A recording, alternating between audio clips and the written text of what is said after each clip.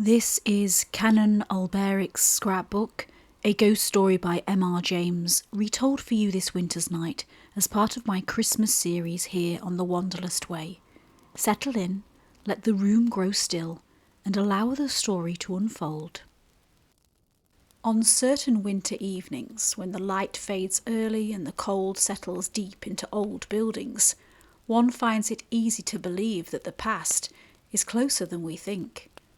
It was on such a wintry afternoon that an English antiquary named Deniston arrived in the small southern French town of San Betron, a place where narrow streets coil around a steep hill crowned by a great ancient cathedral. San Betron has been a settlement for well over 1,000 years. Its houses lean toward one another as if sharing secrets. Its wooden shutters were faced by decades of wind, and the great cathedral at the summit stood heavy and solemn, built in an age when stone was carved not merely for worship, but as a warning, a reminder of devils, saints, judgment and eternity. Deniston had come to study the carved wooden seats in the church choir, remarkable old works filled with imagery both holy and grotesque. He was a man of calm habits and scholarly temperament, precise, patient, methodical. The little inn where he was lodged was plain and sparsely heated, but he hardly noticed. His notebooks, pencils and lantern were all he required.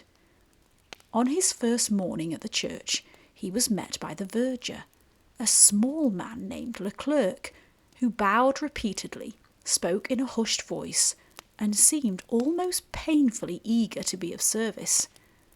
There was something unsettled about him, an anxious air, as though he feared being left alone. But such impressions barely registered with Deniston, who was wholly absorbed in his work. For 2 days he measured, sketched and examined the carvings, often working alone in the half-dark church while the winter daylight faded early behind the hills. The verger hovered nearby in the shadows, watching with a mixture of curiosity and something else. Whenever Deniston looked up unexpectedly, he would find the man studying him with intense, almost strained attention. It was odd, but not alarming. On the third afternoon, Deniston declared his work complete, and he began packing up his things. At this, the verger started visibly. He stepped forward and said in a low, urgent tone, "Monsieur, might you honour me the visit to my house? I have something you may wish to see." His manner was so tense, so insistent, that Deniston wondered if refusal might wound the poor fellow's pride. As a courtesy, he agreed. Leclerc led him down through the winding streets to a small, crooked house not far from the square. Inside, the rooms were dim, cold and cluttered. A young girl slipped past them silently, her eyes fixed not on Deniston, but on the object her father carried beneath his arm, a long, thin parcel wrapped in cloth. The verger shut the door and barred it, then guided Deniston to a narrow wooden table. With trembling hands he unwrapped the parcel and drew out a large, battered book, bound in dark, cracked leather. "Monsieur," he whispered, "this is very old, very valuable. It belonged to Canon Alberic, who lived here long ago." He hesitated, swallowed, then pushed the book across the table towards the antiquary, though he did so with such a movement that he was almost relieved. The binding was worn smooth by centuries of use. A broken clasp hung from the front. The pages were thick and yellowed, filled with mounted prints, religious scenes, strange symbols, and antiquities of considerable rarity. Even to a casual observer, the book was remarkable. To a scholar like Deniston, it was a treasure. He turned the pages slowly, his admiration increasing with every leaf. It was then he noticed the verger's daughter standing in the doorway, holding her breath, her eyes fixed on the book with something like dread. The price was named, Denniston agreed at once, grateful, even surprised at such a modest sum for what was surely a highly collectible piece. The verger, however, accepted the money with trembling hands. His daughter, who had been standing silent in the doorway, let out a breath so soft it was almost a sigh. As Denniston tucked the book securely under his arm and made to leave, the verger's shoulders seemed to loosen, as though some invisible weight had shifted.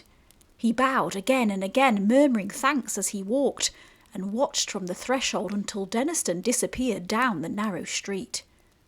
That evening, back at the inn, Denniston placed the volume on the table beside his lamp and began turning the pages more carefully.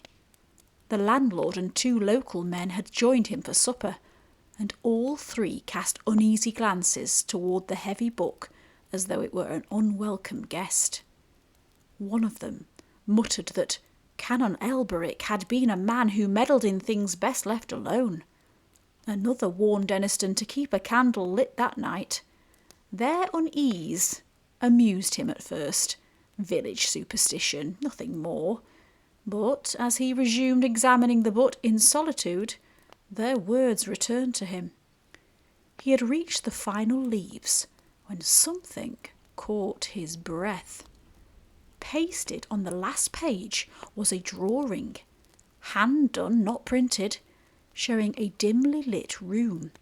In the foreground crouched a figure. It was shaped almost like a man, but horribly wrong.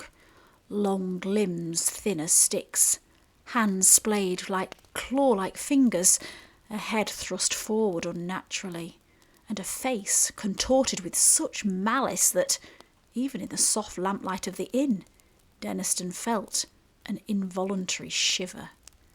He stared at it for a long time, fascinated and repelled. Then he closed the book, locked it in his travelling case, and prepared for bed. That night the wind rattled the shutters, the lamp guttered. He slept lightly, uneasily. Sometime near midnight he awoke with a start. There was a sound in the room, a soft shuffle across the floorboards, then a pause, then another step, slow, deliberate. He sat up, heart pounding, and he reached for his lamp. The case containing the book was open, and beside it, caught for an instant in the wavering light, was a figure crouched exactly as he had seen in the drawing. Long fingers spread upon the table, a gaunt head turning toward him, eyes, if such they were, burning with a hateful purpose. The thing recoiled as the light strengthened. It shrank upon itself, wavered like smoke, and was gone. Just gone. The lamp shook in his hand. His breath came fast and shallow. He did not sleep again.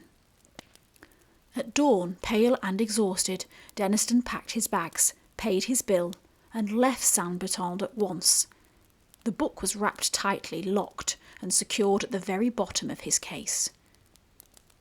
In the months that followed, he took several precautions. The silver ornament on the book's cover was removed and blessed.